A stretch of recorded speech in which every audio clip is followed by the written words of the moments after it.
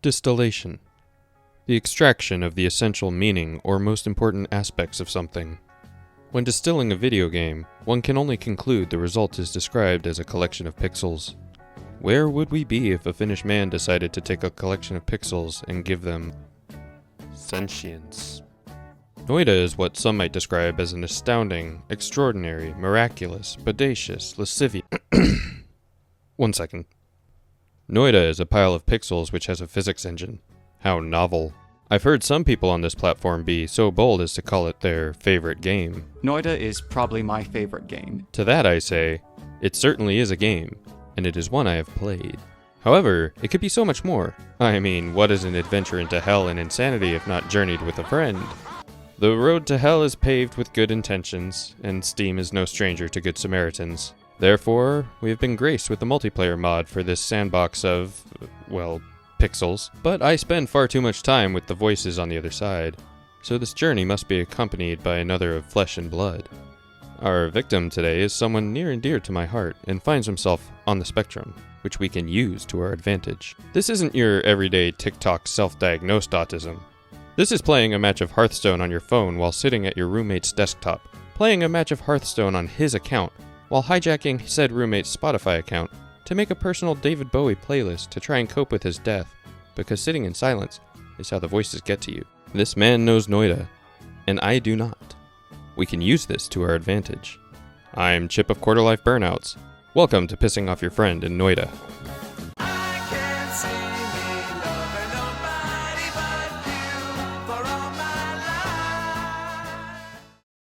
To fully understand the toolkit available for ragebait, we must first understand Noita past the distilled definition. Noita is a physics-based roguelike where every pixel is simulated. This means that whenever you push on the simulated world, it pushes back, and it isn't friendly about it. To interact with this world, you are presented with wands, spells, potions, fluids, explosives, perks, and math. You don't actually need to understand this until you do. We need to understand the careful balance of wands, spells, perks, and math to be able to use it to the disadvantage of our obsessive little buddy. Wands are the vehicles which allow for the player to use spells, and have stats which, once understood, can describe the rate of fire and angle of trajectory of a spell, as well as how many times a spell can be cast, and how much delay will be between a set of spells. Wands also can either fire in the order the player provides, or some will shuffle the spells. When possible, try to not use shuffle wands. The perks are ways to change how your character will play throughout the run. There are perks which can change how you deal with elements, change movement, allow you to gamble, or commit acts of treason with God. The problem you'll run into with every run is that everything is procedurally generated, so you'll never know what wands, spells, or perks you'll come across in a run, which means you need to spend time with the game to fully understand the intricacies of these systems, so you can build bullshittery on the fly for maximum anger. Due to the sheer number of possibilities in a run, we can't cover every possible build which can send our spectrumy friends spiraling, but we can give examples that have worked in the past. In the multiplayer mod of Noita, the modders made the decision that while most perks only affect the individual who chooses the perk, some affect all players. This was a mistake. There is a wonderful perk which makes it to where all consumable spells, that being spells which only have a certain number of uses before needing to be refilled in a safe zone, now have infinite charges. Ordinarily, this perk is a godsend as it makes explosive spells go from being a resource to a problem. Our friend finds this enticing. This was a mistake. This perk also allows for someone to turn a wand into a Denny's Grand Slam breakfast. For you see, there is a spell which summons a single egg. Offer you a nice egg in this trying time? Which you may think is harmless enough, and fair enough, but when the egg cracks, it summons a mob which has become loyal to you. This is normally a consumable spell with only 2 charges, but now Fraser has taken us to the wonderful world of tossed salad and scrambled eggs. Hold the tossed salads, you nasties. You may be asking yourself how this is a problem. The mobs are friendly, so that should mean, at best, you and your chum have an army at your disposal, and at worst, you have cannon fodder. And to that, I say, not all mobs are created equal. Some are funny little zombie men cosplaying as Judy Hopps. Please don't Rule 34 these guys. While others, well... Fireball!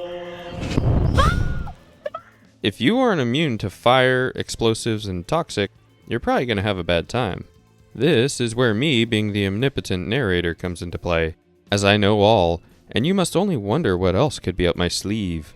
Our good friend here is playing on what some archaeologists would refer to as outdated technology.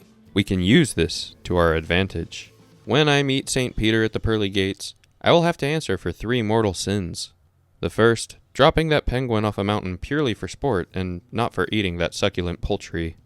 The second being that time in '96 that will go unmentioned. And the third, how many innocent processors I have destroyed. For you see, this isn't just summoning 50,000 cheese wheels in Skyrim and seeing if the processor can handle processing the individual physics of each object as it spawns and falls while colliding with other objects. While that is surely intensive, we can do better. Each mob is a creature with its own mind, its own purpose, hopes, and dreams.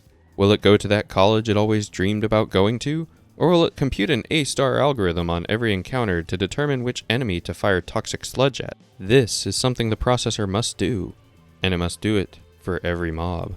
But this spell only has 2 charges, or so our friend thinks as he allows us to have this spell, forgetting his perk. We now have the power of creation, which means we also have the power of destruction in 2 parallel and equally hilarious routes.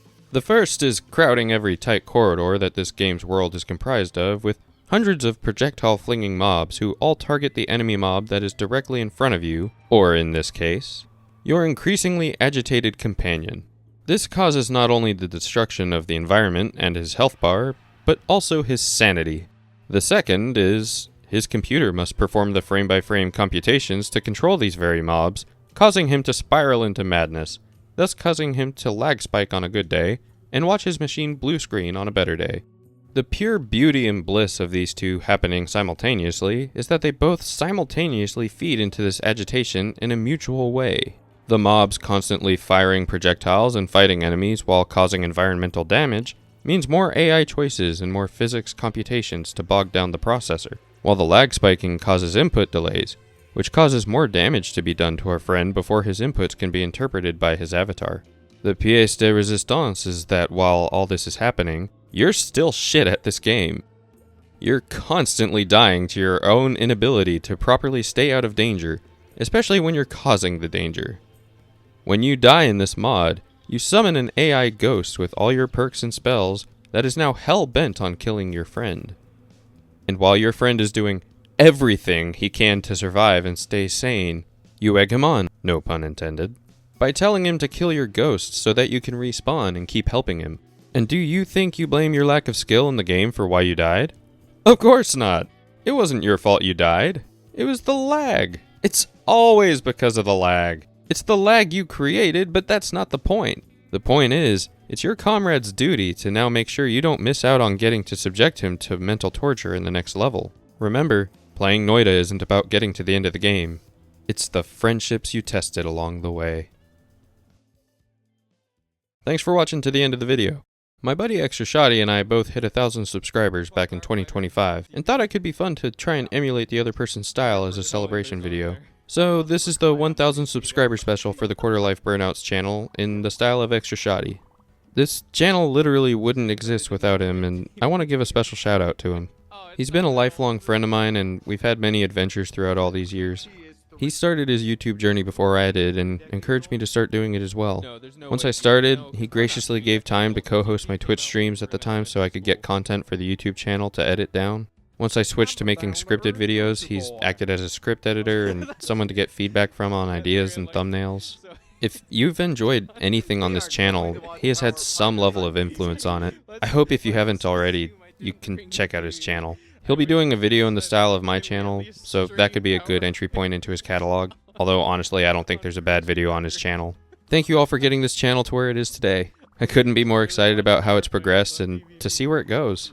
If you aren't already subscribed, I'd greatly appreciate it if you hit that button. We're trying to get the channel up to 10,000 by the end of 2026, and I honestly think we've got a decent shot of making it. Like the video if you liked it, ignore all buttons if you didn't. And until next time, keep it tuned in. Yeah! Let's go!